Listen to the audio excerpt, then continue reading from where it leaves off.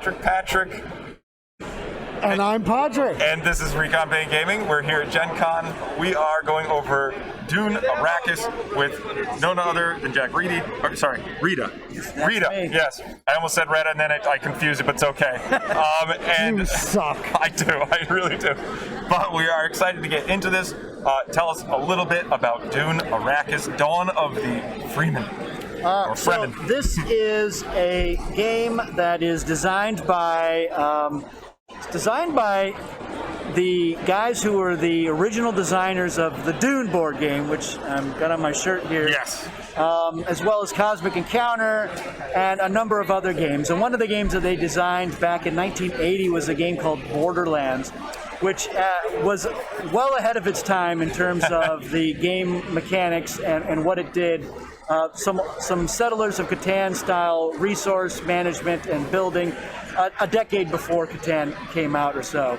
By today's standards, it can be at times clunky, but we actually were looking at it and we thought that actually might be a pretty good game to apply to the Dune license. So Gale Force 9 has had the Dune license for a couple of years, and we've had a great relationship with them working on Dune.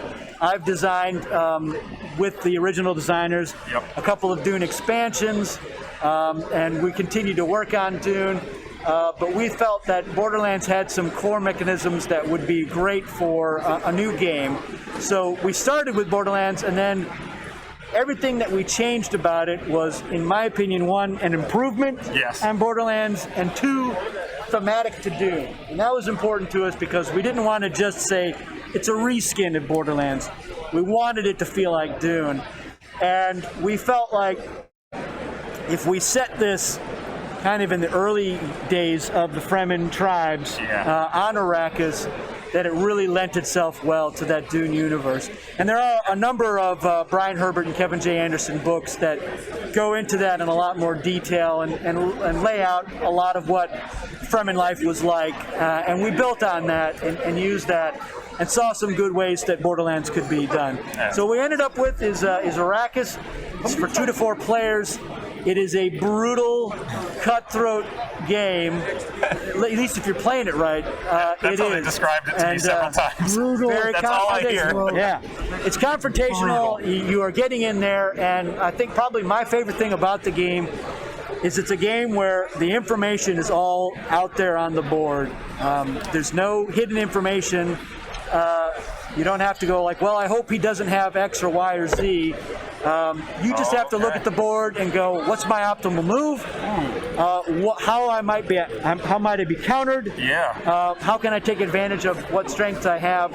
And how do I need to build up to something 1 or 2 turns from now, and then go for it? So that's how the game works. That's what makes it strong. And it does have a few surprises in it. Plays out very differently from game to game. I'll get into that. Brutal sounds absolutely correct. Yeah.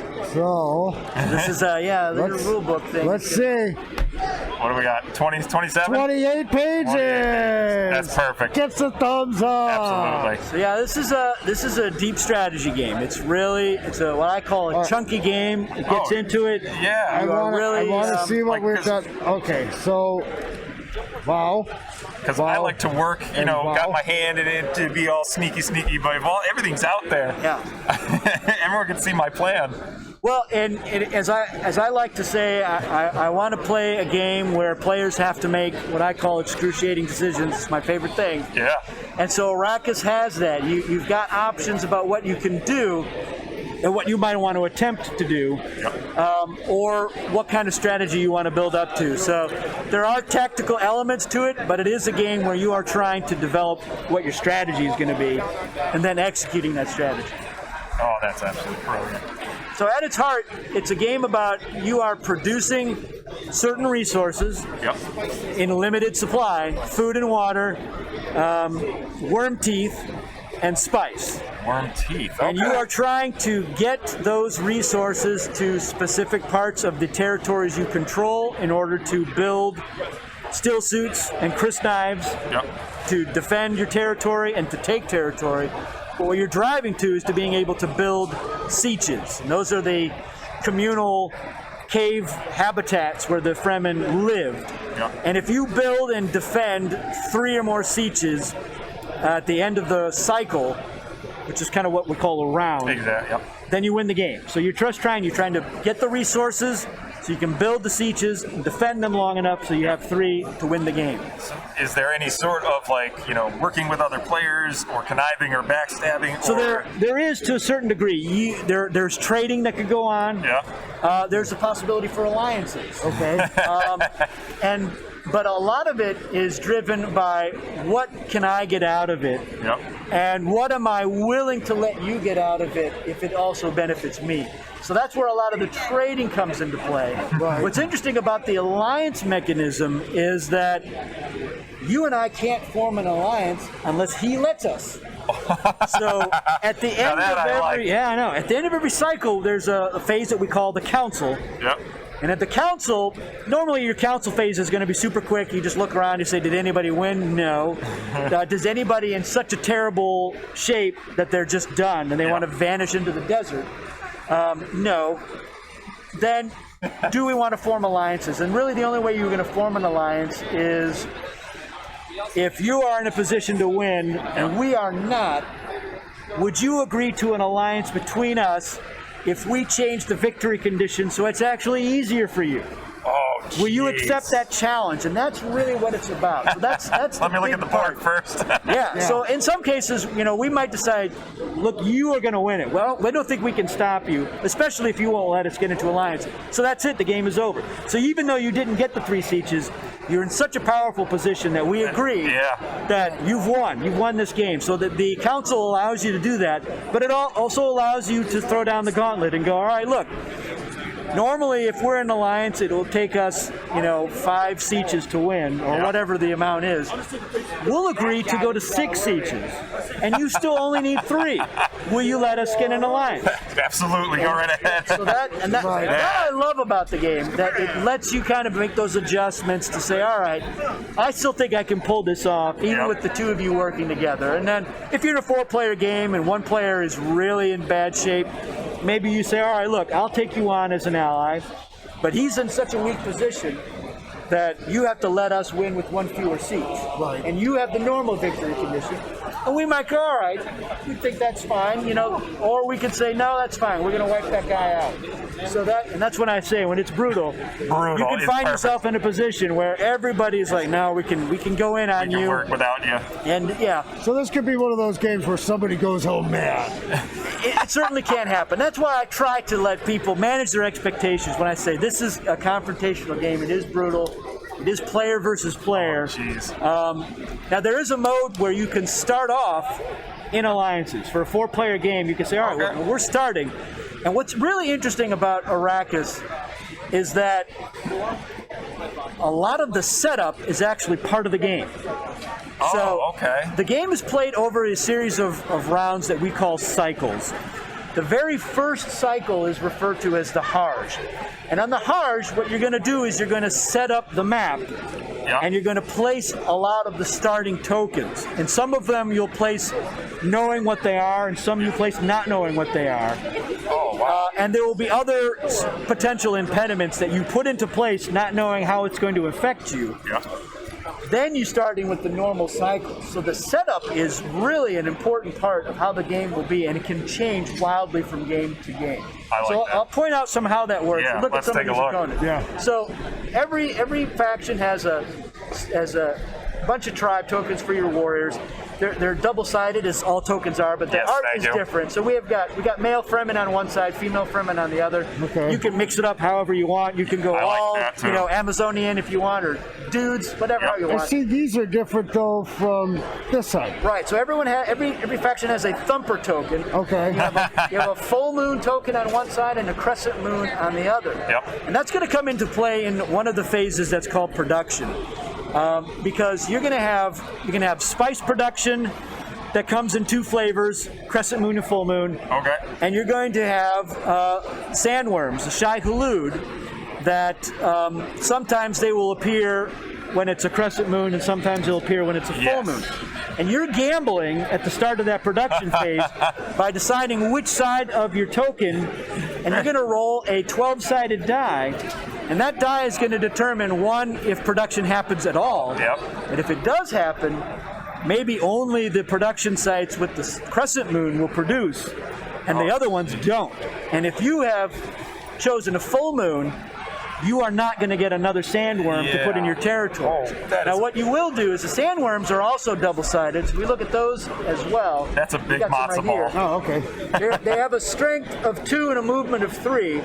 But whenever you would produce another worm, you can choose instead to promote your worm to a great maker. Now it has a strength of 3 and a movement of 5. Holy crow. Now, anytime that you are not able to produce another worm, you can promote one of your normal ones to a great maker. So it's not all doom and gloom if the dice don't go your way. You can still work with it. You can still work with it, but you are at a slight disadvantage because if you have a strength 2 worm and you add another one, that's 4 strength total. Yeah. You're promoting a 2 to a 3, that's just 3 strength. So you are at an advantage if you pick the right side. Yep. But what happens is, if let's say we're playing a 3-player game and you're the lead player, you're going to pick your thumper token side first. So you say, I'm going full moon. Right. We can say, we're going full moon too, because if you get something, we're going to get something. Or we can gamble, and we can say, we're going opposite. If the dice goes our way, we're going to get that advantage over you. Okay. So that's part of how it is. So you've got some agency over Oh, how I like that mechanic. I really do. Another interesting mechanic that we added that Borderlands didn't have, and it's thematic to Dune, is this concept of the water rings. Yeah. So whenever I attack another player and I successfully take some of their territory and destroy some of their forces or whatever, I have incurred a water debt. And I have to give you one of my water debt tokens. And if I really devastate you, like you lose 4 or more strength in tokens, I have to give you 2 water debt tokens. Oh, Now these can be used in one of a couple of ways. One is when you get to the development phase where you are turning resources into still suits and crisp knives and sieges. If you have water debt tokens belonging to other players, you can cash them in, return them to the player, and get resources from the supply. And how many you get depends on how many of the tokens you've got. So it takes a few. You can't just do it one for one. The other thing that you can do, though, is if you've attacked me a couple of times and I've got a couple of your water debt tokens, the next time you try to attack me, I can pay 2 of those to just block you utterly. So it's a good way to, you can't just beat down on somebody constantly. No. You are setting them up to be able to stop you from doing things later on at the cost of giving up those water debts. You can also use them to just move through somebody's territory. So if I want to move through your territory to attack somebody else, I can go, here's your water debt back. I'm going through your territory. There's nothing between us. I'm going after him. So again, it's another way. It's a good economy system of maintaining some sort of parity between the players. Ever in this game. So these are some of the resources. So you're producing the food, the water, the worm teeth, and the spice. The spice must flow. Right, and these are the production sites. So if you have a territory that has a water production site. Get him in camera, Robert. Show him in camera. If you've got a water production site here in your territory and you have no water tokens there, when production happens, you get to add a token in there. But if there is water in there, you don't produce. So you have to get that water out of there. Either you have to turn it into a resource, or you've got to ship it somewhere, or you got to trade it to get it out there so that you can continue producing. So it's really tactical in the sense of where things are and you wanting to keep producing, you got to move stuff around, and you got to be thinking very carefully about, if I move this here, is it vulnerable to attack? Is it safer to move it there? But I really want it there because I want to turn it into a weapon there. Because what you build where the resources are. Okay. So if I want to spend 2 spice to build Crisp Knife, which is a token that's worth 3 in combat. It's a very powerful token. Yeah, that would be. If I want that in a specific territory, I've got to have the resources moved to that territory. And then when we get to the development phase in the next cycle, that's when I can make that Crisp Knife. But I can walk in and steal it too. Exactly. So if you have enough strength, you can take my stuff away from me. So I got to always be careful about where I put stuff. And then, of course, these are double-sided. So at the beginning of the game, I talked to you about the hards, you're going to have these production sites, and you're going to mix them up, and the players are going to take turns putting them into the different territories on the board. Yes. But you're placing them without knowing what you're placing. Then you reveal them. So then you're looking at the map and you're saying, okay, we've got spice production here, we've got food production there. And if you look at this map, this is a very tiny. It is. This is not small. No, this is Arrakis. Yeah, so it's like 6 Holy crow. squares. It's 6 by 2 tiles. The size of the box. That's a good size game. It's a big board. You can fit a lot of stuff on there. So yeah, you place the production sites, and once those are placed, then everybody places their starting warriors until all the territories are filled. So we would just go in order. You would place one, you say, all right, I'm going here. Okay. And I say, well, I'm going there. And you're like, you're so close. Why would you do that? And you say, well, I'm going to go there. And so then You're too close. We start the game by carving out sections of the board. Yep. And by the end, when you're down to the last few territories, you discover I can't fit any more of my own warriors by my existing ones. This guy's got to go all the way over there. So he's going to get wiped out super early. Right. Every time you wipe out somebody's Fremen warrior, you render them into water. You put a water token there. Yep. And that's one of the primary ways you get water in this game. Okay. You have the water production sites, but you don't know how many there's going to be each game. There might only be 2. Oh, jeez. There might be 3. But even 3, that's one player at a minimum who's not producing water every turn. So it may be possible, if I understand correctly, that your faction, once you flip over everything, you may not have any water producing faction. Yeah, you'll flip those over before you place them. But what happens is when you're placing them, everybody places their warriors in a territory with a production site first. Right. Then they bolster where they are. And you might have a game where all of the spice production is in one corner of the board. Or maybe it's totally spread out. And the other thing that you do, even before you place the production sites, is you're going to roll a 6-sided die that is numbered from 3 to 8. Yep. And that's going to be how many rock barriers you're going to put on the board. And these are tokens that go on the border. And if there's a rock barrier here, you can't move from those territories, and your strength doesn't count there. And sandworms can't go there. So it's like a natural defense, but it's also an impediment if you want to go that way. Right. So you might have a game with 8 rock barriers, and the players place them. They decide where they're going to go in player order, and they place the production sites. So you might have a walled-off area, and then you put a spice production site there.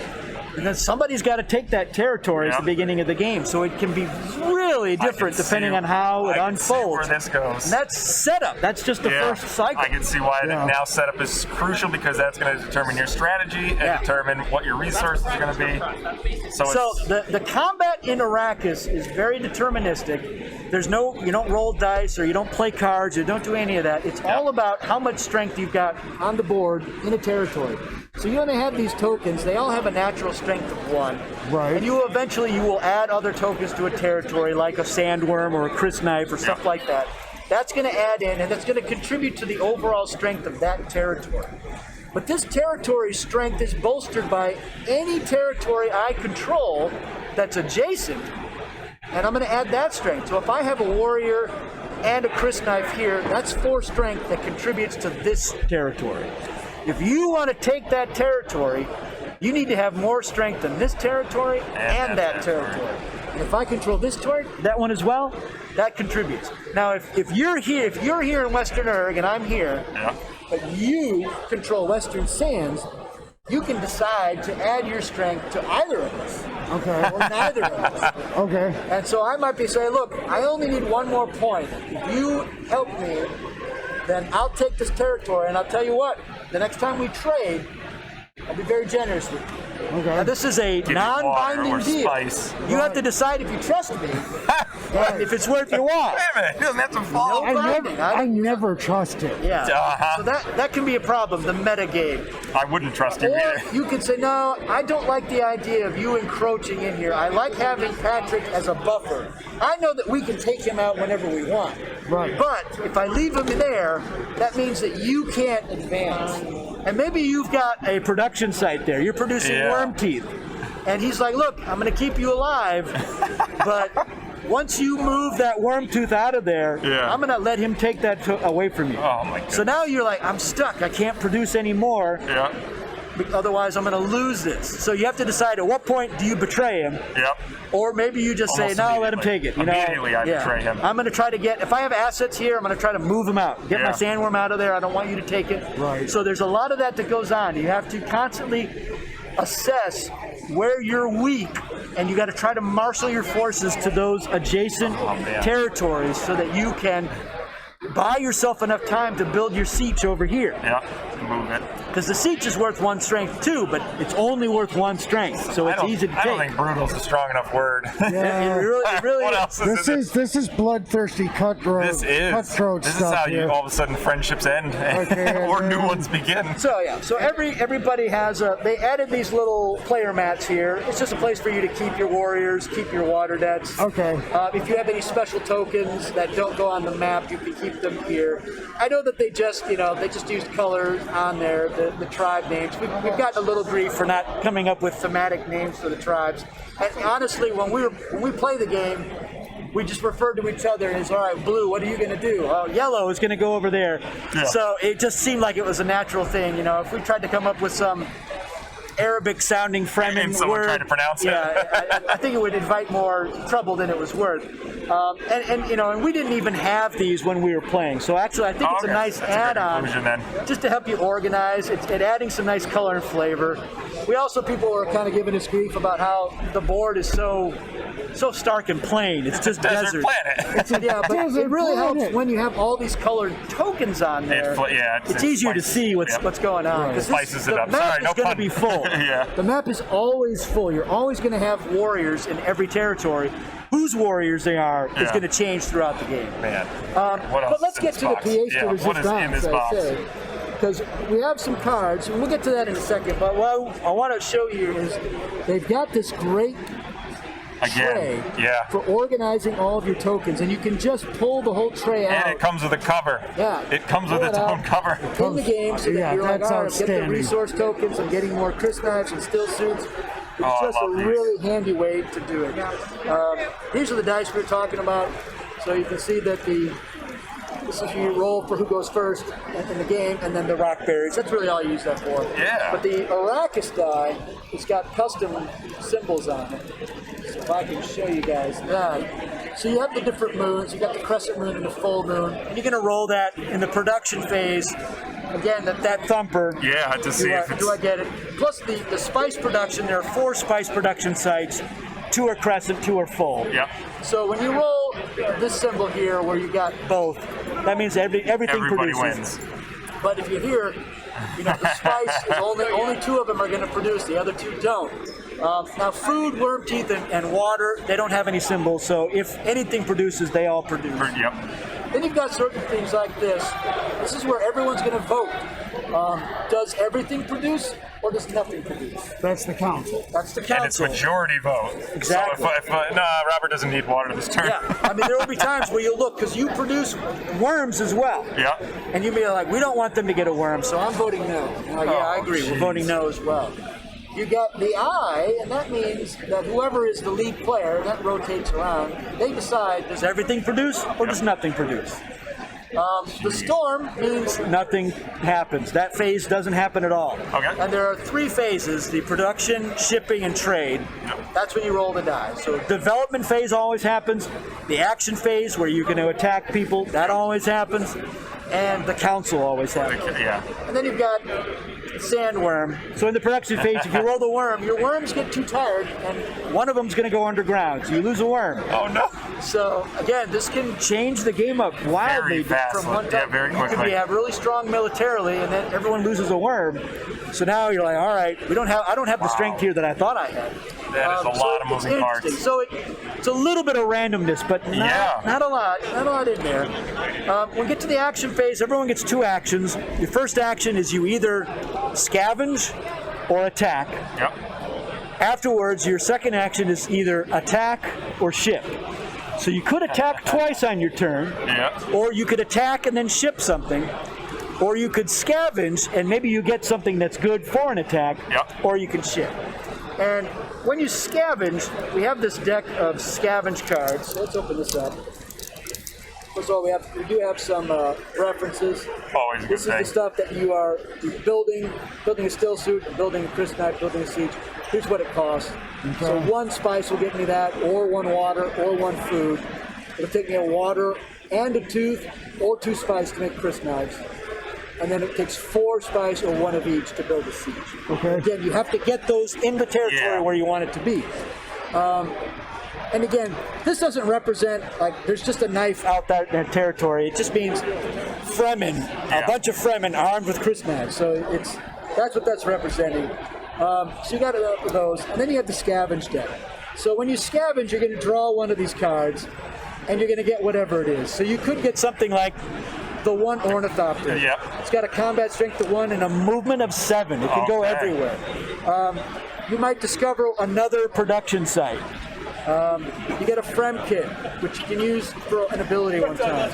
Other special effects, including removing one of those rock barriers, or moving one. The sand shift. This rock got covered by desert, and it revealed rock elsewhere. The board does not. The board could change. Oh man. Or you might just find resources. So I found food, or I found water, or I found a worm. Now I've got another worm.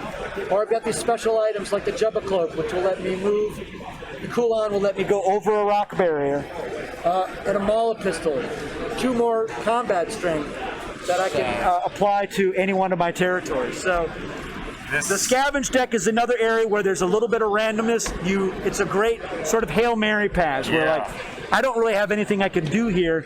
If I get lucky in the scavenge deck, now I've got more options. This is there's so many moving parts to this. And the Because nothing storage is. and the mechanics And again, I'm really happy with the production value here. The artwork is great. It's inspired by the art design of the movie, but it is artwork.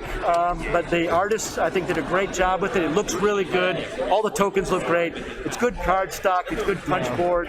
The board is big and beautiful, and this looks great when it's set up. When the whole thing's out, everything's on there.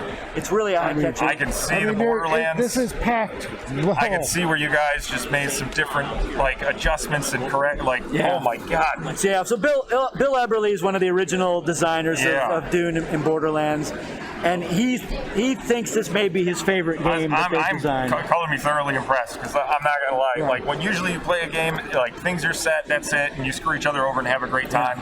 This is, you might screw me over later or now, but then we might work together later, and then things might change drastically. Yeah, it does allow for that. It's a really strong 2-player game. It plays well at 3. At 4, it's good, but it's very brutal because one guy could have a bad turn, and that's why we added the alliances. And what's really interesting about the alliance mode is you're an alliance from the get-go, which means during the Harj, when you're setting up the board, you're working with somebody right off the bat. Exactly. Like, all right, put your guy over here. I can protect him. Let's go after that spice. Let's go after the worm teeth and try to control them all. Right. So it really makes for an interesting game. Changes up some of the trading and shipping, but in a good way. And so it becomes it's a great team game. Yeah, so, I love the book. I love the movie. This definitely speaks to me on a level to where I could, you are there and you are trying to stay alive. You're working together, but sometimes just things don't go the way you need it to. It is a harsh planet. And it's harsh? Harsh. Really? You think it's a little harsh? Okay, brutal. How about it's that a dry heat. It's a dry heat. It's 200 degrees on Arrakis, but it's a dry heat. We're okay. Yeah, I mean, for me, I'm thrilled to be able to work on 2 big Dune games with the same designers, but they're so different. But they evoke the Dune theme, I think, really well. Yeah. But they play very differently. They scratch different itches for me as a player who loves games. So I'm excited that we've got these different Dune titles that people can enjoy. Home run. Gotta say, thank you so much for sitting down with us and cracking open a beautiful box with beautiful artwork and what is going to be absolutely some fantastic gameplay. I mean, with the group of guys we hang out, of course, there might be alcohol involved. Animosity, you know. Well, you know, the hatred, love. Fremen it created spice beer, so they knew what they were doing. Yes, You know, they did. so many kudos to the team for coming up with this. This is going to be And this good. is a game that we are quite keen to do an expansion for. In fact, I can say we've already been working on it. Borderlands had 2 expansions that added a 5th and 6th player. Yep. Plus some other things that we know we can leverage, but we've got some Dune-themed ideas that will be brand new, and that I think, if it plays out the way that we're hoping, it's going to blow people's minds. It's just some really interesting stuff that we want to do in the next So stay tuned, guys, because you'll know about it sooner or later. When we do these videos and we talk to people that play your games, the first question is like 2 weeks after it's out, when's the expansion? Like, I know. Immediately. Believe me, When's the expansion? probably the biggest criticism that Gale Force 9 has with me when I'm designing games is that I pack too much stuff in it, and they're like, let's take this out and put it in an expansion. You gotta cut the and I fat go, all off right, it." that's fair, it's fair. So, yeah, we think ahead, we plan for it, and this board itself was designed to be able to expand. So I want to ask questions that I don't know. I'd love to go Is into the mat it, going to get bigger? Is there going to be like, So- oh, jeez. So we're not going to get you in trouble. I No matter how bad we would like to get you in trouble. you can look at how Borderlands was expanded, and maybe that will give you some ideas. Ooh, there But you we go. do have new ideas that we want to apply to this, so yeah. Oh, that's All brilliant. right, well, fantastic. I can't thank you enough for doing this with us. Again, I love it. I love talking about all the games, and I like talking about this one. It's a really interesting and in some ways unique game, even though it's based on Borderlands. It really improves on Borderlands in every possible way. and it's one of my favorite thematic storylines. So everybody out there, make sure you go out and order Arrakis. And if you're Dune at Gen Con, Arrakis. come and get it. Yeah. It's right back there. It's here. So anybody who's Supplies watching in their last. hotel While supplies tonight last. trying to recover from a hangover, Yes. come here tomorrow. Come and get it. And we will definitely be worth playing this on stream, 100%. Awesome. It's heavy, so it's got to be good. I'm on Board Game Geek, and I checked the forums for this, and we're happy to answer questions. Yes. And we're at futurepastimes.com, so you can check out our other games. Absolutely. And what we're doing. And we have a great relationship with Gale Force 9. We look forward to continuing to crank out new and exciting games and building on the ones that we've got. Oh my God! Thank you so much. This was Thanks again. amazing. Yes, absolutely. So, I mean, we hope you guys have a great Gen Con. I know we are. Oh, yeah. Anything else, Robert? I got nothing other than pay attention. You'll see more stuff. Exactly. All right, everyone. This is Recon Gaming saying have a good one. Cheers. See ya. Later. All right.